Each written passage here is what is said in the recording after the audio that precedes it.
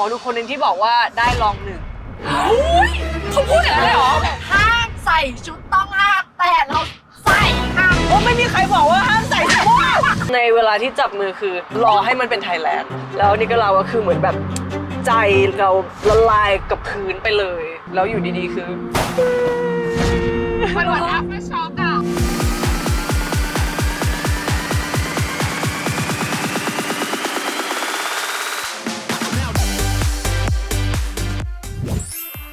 กว่าจะได้คิวเขามาแม่เจ้ากูต้องแย่งกับคนทั้งโลกเข้าใจปะขอประมือต้อนรับเลยนะคะแอนโทเนียโพซิล Miss Universe Thailand แล้วก็รองอันดับหนึ่ง Miss Universe 2023 ดุม ไม่ต้องให้เจ้านักหมอกูทำงานอะไรเลย ในสายตาของทุกคนอ่ะทุกคนก็จะมองว่าแอนแบบสง่างาม คอตรงไหนดอก ตื่นขึ้นมาทุกวันปวดทั้งตัวค่ะ ไม่แต่คนเขาจะคิดว่าแอนเป็นคนที่เงียบๆจริงๆแอนเป็นคนที่ชอบเล่นมุกชอบตลก ไม่ค่อยมีใครรู้ว่าจริงๆแล้วสนิทกับติช่า ใช่ แล้วติช่าสอนทาวเวอร์ป่ะใช่พี่รู้อะไรอะ ไอ้เฟรนอ้าวไม่มีหอเลยได้ วันนี้พวกเรามาในมาดของแบบลุคสปอร์ต เพราะว่าเขาทำไมเคยเป็นนักกีฬาฟุตบอลมาก่อนค่ะ อยากให้เล่าหน่อยที่มาของนักกีฬาสาวนักฟุตบอลสาว จริงๆตอนที่แอนอยู่ไฮสคูลใช่ไหมคะแอนชอบเล่นกีฬามากๆตั้งแต่แอนเป็นเด็กแล้วชอบเล่นเป็นแคปเตนของทุกสปอร์ตบาสเกตบอลวอลเลย์บอลฟุตบอลชอบต่อยมวย เอาแต่หน่วยก้านได้ แต่จริง ไม่ได้มาแบบสายนางงามสายสวยงาม เลยเหรอ เลย บ้าไม่เคยดูทีวีแล้วอยากเป็นนางงามเหรอ ไม่เคย ไม่มี จริงเหรอ ตอนเป็นเด็กไม่เคยคิดว่าความสวยความงามมันสำคัญขนาดนั้น แล้วจุดเปลี่ยนมันอยู่ตรงไหนอ่ะ ปี 2015 ที่แอนติดตาม Miss Universe รอบชุดว่ายน้ำเขากำลังเดินอยู่แล้วแอนคิดว่าพี่อยากเป็นผู้หญิงที่แบบมั่นใจ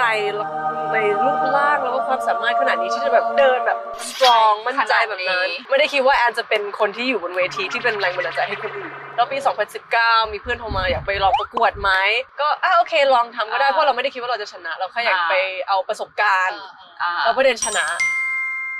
ขนาดชนะบนเวทียังไม่ได้ถอดเหล็กฟันแอนได้รู้จักพี่ลาสที่เป็นผู้จัดการของแอนวันนี้ด้วยเขาเป็นคนเปิดแบบวงการให้แอนเห็นแต่ตอนนั้นคือมีการเดินนิดนึงเพราะพี่ลาสจะสอนความคิด mindset แต่ละอย่างคือมันมาจากแอนล้วน หลังจากปีที่ได้มิสซูปราแล้วชีวิตเปลี่ยนปะ เปลี่ยนแต่ว่าไม่ได้เปลี่ยน dramatically เหมือนตอนนี้เราได้ผลกระทบจากโควิดแอนก็ใช้โอกาสนี้ไปบริจาคของเหมือนที่แอนได้พูดมาตลอดว่าแอนอยากทำในด้านนี้เลยแอนเห็นว่าโอเคอันนี้เป็นโอกาสให้ทุกคนเห็นว่าแอนทำจริงเคยมีใครแบบมาทักเราตอนเด็กๆไหมว่าเฮ้ยเดี๋ยวโตไป มันจะมาเนี่ย actually มีเรื่องหนึ่งนะก่อนที่จะตัดสินใจมาประกวด Miss Universe Thailand แอนก็ไปดูไพ่ใช่แล้วเขาก็บอกว่ามีโอกาสเข้ารอบนู่นนี่ไพ่ที่ขึ้นมาตลอดคือ The Sun แล้วประเด็นตอนแอนเดินอยู่บนเวทีตอนแอนเดินออกมามันก็เป็น The Sun ใช่ตอนคนอื่นดูก็เป็น The Sun ตลอดเวลาแต่ไม่ปังเท่าตอนตอบคำถามรอบสุดท้ายอย่างนี้เลย ต้องไหว้เผื่อทุกเวลาบนเวที Miss Universe Thailand บนเวที Miss Universe แอนก็ไหว้ว่าขอให้มีแต่สิ่งดีๆเกิดขึ้นขอให้ไม่มีอะไรแบบไม่ดีถ้ามีอะไรไม่ดีขอให้มันแบบผ่านไปไม่เคยขอมงเลยหรอใช่เพราะว่าแอนเชื่อว่าถ้าเราไปขออะไรที่มันอาจจะไม่ได้เป็นของเราไปเอาของคนอื่นแล้วแอนไม่อยากชนะแบบนั้นตั้งแต่แอนเข้ามาประกวด Miss Universe Thailand แล้วแอนไม่ดูดวงแต่ทีมไปดูแล้วพี่เลี้ยง ใช่พี่เลี้ยงไปดูแล้วก่อนที่ไป Miss Universe เขาก็ไปดูอีกครั้งหนึ่งว่าจะมงหรือไม่มงมีหมอดูคนหนึ่งที่บอกว่าได้รองหนึ่งเขาพูดอย่างนั้นเลยเหรอ แล้วแอนบอกว่าหัวคือเสียใจหน่อยใช่ไหมไม่ตอนนั้น ไม่แต่ยังไม่รู้ตอนกลับมาแล้วอ๋อพี่เลี้ยงยังไม่ได้บอกพี่เลี้ยงไม่บอกเลยพี่เลี้ยงไม่บอกนี่เดี๋ยวเสียความใช่ดิเพราะถ้าบอกว่าหมอดูบอกว่าได้รองหนึ่งก็ว่ากลับบ้านมาใช่ไหมก็เดี๋ยวกลับบ้านมันจะหมดกำลังใจไม่ได้หรอกแต่ว่าที่เรารู้มาก็รู้ลึกกว่านั้นว่าห้ามใส่ชุดต้องห้ามแต่เราใส่ค่ะว่ายังไงสิ หมอดูเขาบอกว่าห้ามใส่สีชมพูห้ามใส่สีม่วง ทีมบอกว่าห้ามใส่สีชมพูแล้วก็ลืมบอกว่าห้ามใส่สีม่วง แล้ว เลยตอนแอนไปเลือก opening dress แอนบอกโอเคไม่จับสีชมพูเลยห้ามจับสีชมพูตัวในลุคไม่เอาสีชมพู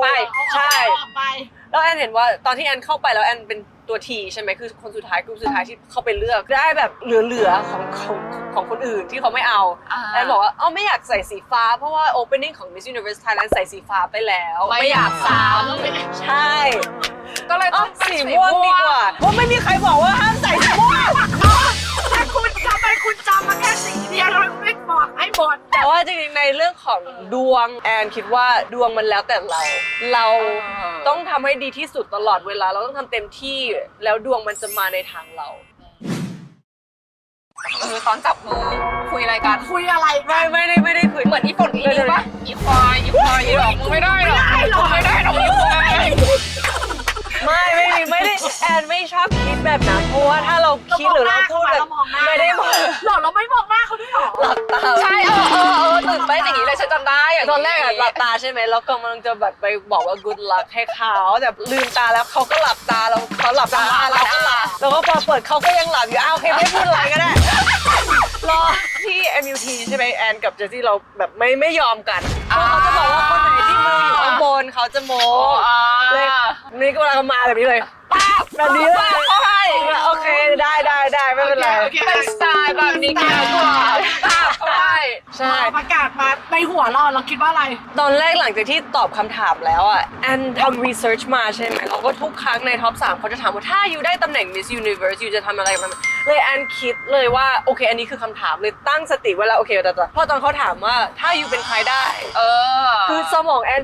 ไปแล้วต้องกลับมาแล้วก็คิดใหม่ในณเวลานั้นแอนกำลังคิดอยู่3คนแม่แต่ว่ามันเป็นคำตอบทั่วไปคนที่2ย่าโมโอเคแอนรู้จักแต่ทั่วโลกไม่รู้จักคือมันต้องเอาเวลาไปอธิบายซึ่งเราไม่มีเวลาเลยเราต้องเอาคนที่ impact ที่หลายคนรู้จักคือมาลาลายูซัฟไซที่เป็น humanitarian แล้วเหมือนแบบตื่นเต้นจนถึงลืมให้มันจบสวยก็ดีมากแล้วนะ เข้าใจว่ามันดีแต่ว่าสำหรับแอนอะมันไม่ได้ดีเท่าที่แอนทำได้แล้วพอนี้ก็เราก็ตอบแอนก็เยอะแล้วหลังจากนั้นคือแบบนอยนิดนึงแล้วแบบไม่ชัวร์ว่าจะอยู่ตรงไหนลองสองหรือลองสองลองหนึ่งแล้วก็แอนเห็นว่าโอเคคำตอบของแอนมันทัชใจคนสำหรับแอนคือพอยต์ของแอนแล้วถือว่าเราแบบ reach goal ที่เราตั้งใจไว้แล้วในเวทีนี้แต่ว่าตอนในเวลาที่จับมือคือรอให้มันเป็นไทยแลนด์ถ้ามันเป็นของแอนขอให้มันเป็นของแอนแล้วนี่ก็เราก็คือเหมือนแบบใจเราละลายกับพื้นไปเลยจริงๆเป็นบีหลังที่เขาประกาศแอนรอแบบนิดนึงเผื่อเขาประกาศผิดด้วยซ้ำแบบเขาก็พาเราไปข้างหลังแบบแป๊บนึงนะตลกเราติดตลกใช่แต่เราเข้าใจนะว่ามันมีโมเมนต์เพราะว่าคนไทยทั้งประเทศก็เข้าใจแล้วหลังจากนั้นคือกลับไปที่ห้องนั่งอยู่เล่นโทรศัพท์ประมาณ4 ชั่วโมงดู reaction ของคนที่บ้าน ฟีดแบ็กต่างๆ แล้วคือแบบไม่มี reaction อะไรคือเหมือนแบบใจยังสั่นอยู่แล้วก็มันแบบนำไปแล้วแบบชาตัวมันชาไปแล้วโอเคนอนตี 5ตื่นขึ้นมาดูเหมือนเดิมแล้วอยู่ดีๆคือมันเหมือน after shock อะ after shock อะคือแบบร้องไห้แบบน้ำตาแตกแบบน้ำตกลงมาแบบให้แอนให้ตัวเองร้องไปเลยให้แบบมันที่ผ่านมาเราเก็บด้วยหรือเปล่าแล้วพอถึงจุดนึงอะระเบิดแตกใช่แล้วถามหน่อยเหยียบไทยแลนด์ปั๊บดราม่าปุ๊บมันเป็นยังไงทุกวันมีดราม่าค่ะเพราะว่าถ้าไม่มีดราม่าเดี๋ยวกระเทยเขาเบื่อใช่ไหมคะใช่ไหมคะมีวิธีรับมือกับดราม่าต่างๆยังไงมีร้องไห้บ้างไหมไม่เคยร้องไห้จริงปะไม่เคยร้องไห้เพราะไม่เคยอ่านเพราะว่าอ่านไม่ออกค่ะโอ้โหจะว่าอ่านออกแต่ว่าแอนไม่อยากให้มันแบบมาถึงจุดที่เราแบบไม่ไหวแล้วเพราะว่าเรามีคนที่รักเรามีคนที่ซัพพอร์ตเราไม่ควรที่จะไปโฟกัสในด้านนี้เราต้องใช้พลังแต่ละวันคืองานทุกวันเราเหนื่อยเราไม่ควรที่จะไปโฟกัสอะไรที่จะทำให้เราเหนื่อยมากขึ้นอยากรู้มันมีอะไรให้ด่าวอะก็ส่วนมากจะแบบชุดเหลืองแต่งหน้าเหลืองไม่สวยเหลืองหุ้นตอนนี้เนอะ ไม่สวย กูแบบ กูอยากเห็นหน้าอีคนคอมเมนต์ ส่วนมากจะเป็นคนที่แบบไม่ใช้รูปตัวเองบน ร่างอวตาร ใช่ ส่วนมากคนที่บูลลี่เขาอาจจะโดนมาแล้วหรือว่าเขาเจ็บแล้วก็เขาต้องแบบไประบายใส่คนอื่นขอให้เขามีชีวิตที่ดีขึ้นที่เขาไม่ต้องมาทำแบบนี้ใส่คนอื่น จริง เราก็ต้อง move on เราก็ไปให้ attention ของเรากับคนที่รักเรา แล้วก็ดราม่าต่อมาก็ไอ้พูดไม่พูดชื่อ แต่รายการเราพูดแล้วนะ Miss Universe Thailand แล้วก็รองอันดับ1 Miss Universe 2023 ดุม ขอย้ำก่อน เธอซีเรียสป่ะหรือว่าเธอไม่ได้ซีเรียส ไม่ serious เลยค่ะแอนก็บอกว่าทุกอย่างมันมีเหตุผลเราอาจจะไม่รู้เพราะว่าเราไม่รู้เรื่องแบบเต็มแต่เราไม่ควรที่จะแบบไปแค้นหรือไปติดกับเขา เป็นคนอื่นมากกว่าที่อาจจะมาใส่ใจเจ็บใจมากกว่าเราอะไรเงี้ยแบบ ก็โอเคแอนเชื่อว่าสิ่งที่แอนทำมันจะมากกว่าตำแหน่งที่แอนได้เลย มันมากกว่ามากในรอบกี่ปีนะ35 ใช่ มึงดีใจที่เราแบบอยู่ ตรง อยู่ นั้น ทันนะอยู่ดูทันนะ แต่ เพ เรา ราะว่ารุ่นเราอ่ะ คือเกรดก็คือเด็กเกินกว่าที่จะแบบเข้าใจหรือเชียร์นางงามเข้าใจปะแต่ตอนนี้คือเราอยู่ในช่วงที่เราเชียร์นางงามแล้วแบบวินาทีนั้นคือเข้า3คนสำหรับเกรดนะ ก็ดีใจแล้ว คือจบแล้วเว้ยคือเราเซ็ตคือนี่คือจบแล้วอ่ะ ทุกคนรู้แล้วว่ามีประเทศนี้อยู่ ใช่ แล้วพอเรากลับมาคนคอนเกตเราคนแรกแฟนเราปะ ตั้งแต่อยู่ที่นู่นนี่ไม่ต้อง ใช่ กลับมา ก็ ปะ ตอนที่อยู่ที่นู่นแล้วเขาบอกว่านี่ไอดูอยู่ไอภูมิใจมากเลยไอร้องไห้อยู่ทำดีมากเลย อันนั้นคือตอนที่เรายังมันยังไม่ฮิตเราใช่ไหมอยู่ร้องไห้ทำไมอ่ะไม่เข้าใจวันต่อไป บ้างละโดนบ้างละ my turn เรียบร้อย เขาได้บอกเพื่อนเขาบอกว่าเฮ้ยเนี่ยแฟ แฟ น น ฉัน กู จ้า แฟนกู ตอนที่เขาดูอะเขาก็ชวนเพื่อนดู Miss Universe คือนักบอลอะ บอล ไปดูนางงามคือมันเขาก็แบบงงๆแต่เขาเห็นว่าเป็นแฟนของเขาเลยโอเคสปอร์ต สำหรับเราแล้วอะความรักจำเป็นไหม แอนคิดว่าความรักในทุกมุมมองสำคัญรักตัวเองสำคัญมากที่สุด แล้วก็ความรักจากครอบครัวจากเพื่อนจากคนรอบข้างเรา แล้วก็คนที่เรารักที่เป็นแฟนนู่นนี่คือทุกอย่างมันสำคัญเพราะว่ามันสร้าง environment ที่ทำให้เรามีความสุข แต่ว่าถ้าถามว่าเรามีความสุขด้วยไม่มีความรักแบบจากคนอื่นได้ไหมก็ได้ ได้ไหมไม่ได้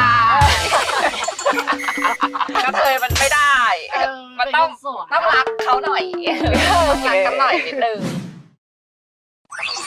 แล้วตอนนี้คือแอนจะทำอะไรต่อนอกจากแบบว่าเป็นอันนี้คือกลับมาทำงานนอกจากออกรายการมี อยากเล่นละครมีคนมาติดต่อเล่นละครปะ หรือจะขายพันหมีโคราช ขายพันธุ์โคราชค่ะ JN เลย สองมือกราบลงที่ตรงเนื้อ แต่ตอนนี้ส่วนมากจะเป็นงานอีเวนต์งานพรีเซนเตอร์ ร้านแบรนด์ที่กำลังเข้ามานะคะ แล้วเราร้องเราจริงๆเราร้องเพลงได้ป่ะแอน เสียงเพราะแต่ว่าไม่ได้เป็นนักร้อง ได้ ชอบคำว่าเสียงเพอแต่ไม่ได้ เป็นนักร้อง แต่เราอยากฟังแบบที่เขาร้องเพลงเป็นภาษาอังกฤษบ้างเพราะว่าเพลงพวกลูกทุ่ง ไม่เป็นไร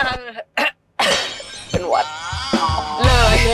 อุ้ยฟีลแบบ pressure มากๆเลยอะ เพรสเชอร์มากๆเลย ชอบมากเลยชอบมากเลยการหยิบไมค์ค่ะลิซ่า ฮัลโหลฮัลโหล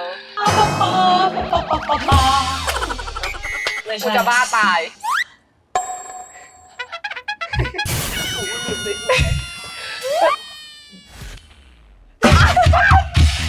Well, sometimes I go out by myself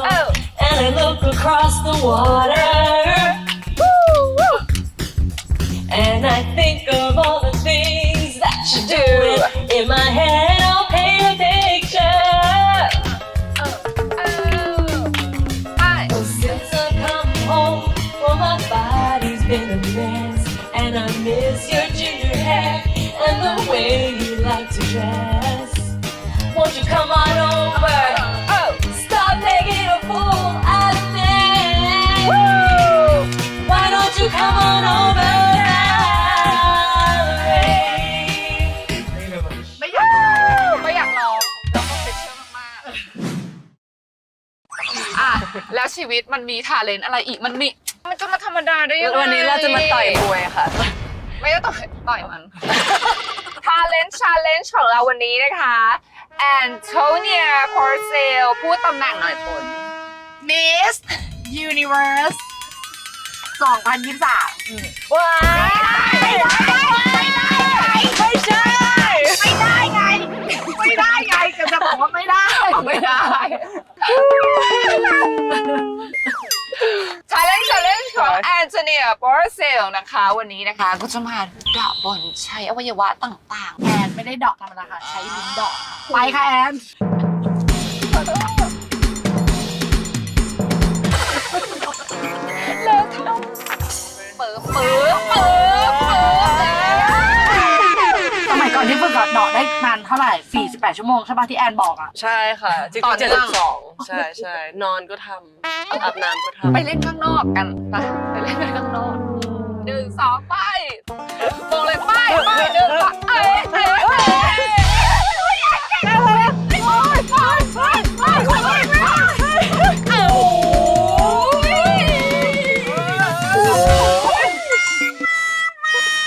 หยุดเด้ขอย้อนกลับไปที่การประกวดชุดพระแม่ธรณีอันนั้นนะ จริง คือแม่งจึ้งเข้าไปในจิตกูแบบแล้วมันน่าจะหนักมากปะ จริงๆชุดอันนั้นไม่หนักเลย คือเขาทำมาเบามาก คนดีคนมาช่วยเราใส่ปะหรือเรา ไม่ใส่เอง คนเดียวเลยเหรอ ใช่แอนไม่ให้ใครช่วยใส่เลย ทำไมอะ เพราะว่าพระแม่ธรณีเป็นพระแม่ที่แบบคนนับถือเราต้อง respect แล้วแอนกลัวว่าคนอื่นจะไม่เข้าใจความนับถือของชุดทุกอย่างคือทำเองหมดเลย แต่งหน้าเองทำผมเอง หรอ prelim final ชุดประจำชาติแต่งหน้าทำผมเองหมดเลยใช่ คือจริงๆเขามีช่างแต่เราก็ไม่เอา สไตล์ของเขามันไม่ได้เหมาะกับหน้าของแอนแล้วก็ความชอบของแอนเลยแอน อ๋อ เลือกที่จะทำเองดีกว่า แล้วก็ทัชอัพซับหน้าหรือว่าเพิ่มความเข้มหรือว่าการม้วนหรือสไตล์ผมเดี๋ยวแอนค่อยไปให้เขาทำถ้าเขามีเวลา เพราะว่าหลายคน มันเยอะมาก ใช่ผู้หญิงหลายคนจะอยู่แบบรอแถวไปให้เขาแต่งแล้วแอนไม่อยากเสียเวลาในการรอเพื่อที่จะให้เขาทำ เรามีหน้าโลนๆแล้วเราไปเดินรถตัสอะไรอย่างเงี้ย ไม่ได้ ห้ามเลยใช่ปะ เขาไม่ได้ห้ามแต่ว่าวันที่แต่งหน้าเต็มไม่มีใครขอถ่ายรูปแต่วันที่ไม่แต่งหน้าเฮ้ยแอนดูดีหรือเปล่าคะ จำผิดไปแล้วแล้วในกองมีความแบบใส่ยะไหมเพราะว่านางงามอะหลายเวทีเขาก็จะแบบ แอนโทรปุ๊บแล้วก็ที่แตกอะไรอย่างเงี้ยเคยมีนะมีไหม แอนรู้ว่าที่ไทยมีแน่นอนที่ Miss Universe Thailand มีแน่นอน หรอ ไม่แต่เราไม่รู้ว่าใครเล่นแต่เรารู้ว่าโอเค เราไม่ควรที่จะแบบถ้าใครจะจับเราก็ ไม่โอ้ยขัดจังเลยเราก็เดินไปถ้าสังเกตว่าท็อป 5 ของ Miss Universe Thailand ตอนที่เขายังไม่ได้ประกาศแต่ว่าเรายืนอยู่ ทุกคนยืนแบบนี้เรามันตลกมากว่ามันอาจจะไม่ได้เป็นแบบที่เราคิดก็ได้แต่ว่า อย่ามาจับตัวโต แต่ว่าที่นู่นเราก็ไม่รู้เนาะว่าใครทำอะไรหรือว่าใครเล่นอะไร หมอดูเขาบอกว่าจะมีคนตัวเล็กหรือจากประเทศเล็กจะมาตีสนิทแต่ว่าจริงๆเขาไม่ได้หวังดีกับเราเลยแอนนอยมากเลยเพราะว่าคนที่มาตีสนิทกับแอนคือมิสเลบานอนแล้วเขาแบบตัวเล็กแล้วประเทศก็เล็กแบบอย่าให้มันเป็นประเทศเลบานอนนะเพราะว่าแอนชอบเขามากเขาน่ารักแล้วตอนที่เราแบบนั่งบนบัสเราก็คุยกันหน้าว่าทุกครั้งที่เขาพูดเล่นของใส่ไอ้ปะ นั่งคิดแบบนี้แต่แบบอยู่หรือเปล่าที่ทุกคนพูดถึงหวังว่าไม่ใช่นะเพราะว่าเขาน่ารักมากๆเลยแต่ว่าจริงๆก็ไม่รู้ว่าคือใครก็โอเคไม่เป็นไรก็ไปเป็นเพื่อนกับเขาเลยใช่ จะบอกว่าตอนนี้แอนก็คือกลับมาปังสุดๆ ตอนนี้ค่าตัวของแอนโทเนียก็คือ12 ล้าน สาธุขอให้เป็นแบบนั้นจริงแอนไม่รู้ว่าเลขนี้มันมาจากไหนแต่ว่าจริงๆมันไม่ได้เยอะขนาดนั้นใช่ จ้างไม่ไหว ไม่มีใครจ้างหรอกค่ะ48 ล้านไม่ออก แล้วเสื้อที่แอนใส่อยู่ อันนี้คือ สิ่งนี้ก็ Little คือ Steps ค่ะ อันนี้คือโครงการของแอนนะคะ Little Steps แล้วก็ IG คือ littlesteps.th เป็นโครงการที่แอนทำมาตั้งแต่ม.5 แล้ว ก็คือตั้งแต่เธอยังไม่ได้ประกวดอะไรเลย ใช่ อันนี้ก่อนประกวดก็ทำไปเรื่อยๆค่ะ แล้วหลังจากที่ชนะซูปราแล้วแอนสร้างชื่อว่า The Little Steps Projects ขึ้นมา ที่แปลว่าก้าวเล็กน้อยสู่ความยิ่งใหญ่ เพราะว่าทุกอย่างแม้แต่จะเป็นชีวิตของเราหรือว่าการทำการกุศลทุกอย่างมันเกิดขึ้นได้เพียงแค่เราต้องกล้าที่จะก้าวเล็กน้อย ถ้าแอน influence พี่เกรซได้แล้วก็พี่เกรซไป influence เพื่อนของพี่เกรซคือมันคือ little steps เพื่อที่จะสร้างอะไรใหญ่ๆแล้วก็สร้าง change ในสังคมได้แอนทำด้วยคนเดียวไม่ได้แล้วแอนอยากให้ทุกคนแบบมาร่วมมือกัน สุดๆเลย สุดสวยทั้งแบบภายนอกและภายใน ภายในทาเลนต์สุดๆรถคันนี้คือเหมาะกับเธอมาก จริงสุดท้ายให้พี่แอนฝากงานหน่อยไหม ๆใช่ฝากผลงานหน่อย ฝากติดตาม Little Steps Projects ด้วยนะคะ แล้วก็เดี๋ยวเร็วๆนี้จะมีงานกับ Oppo ด้วยนะคะ ฝากติดตามทุกอย่างที่กำลังเกิดขึ้นเดี๋ยวเร็วๆนี้ก็จะประกาศให้ทุกคนดูทุกคนฟังนะคะ แล้วก็อย่าลืมติดตาม Miss Universe Thailand ด้วยค่ะ ก็ติดตามแอนที่ช่องทางของแอนโทเนีย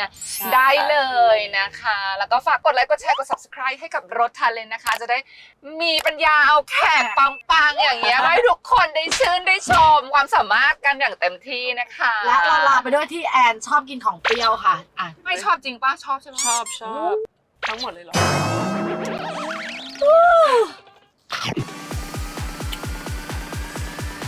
อยู่บนเวที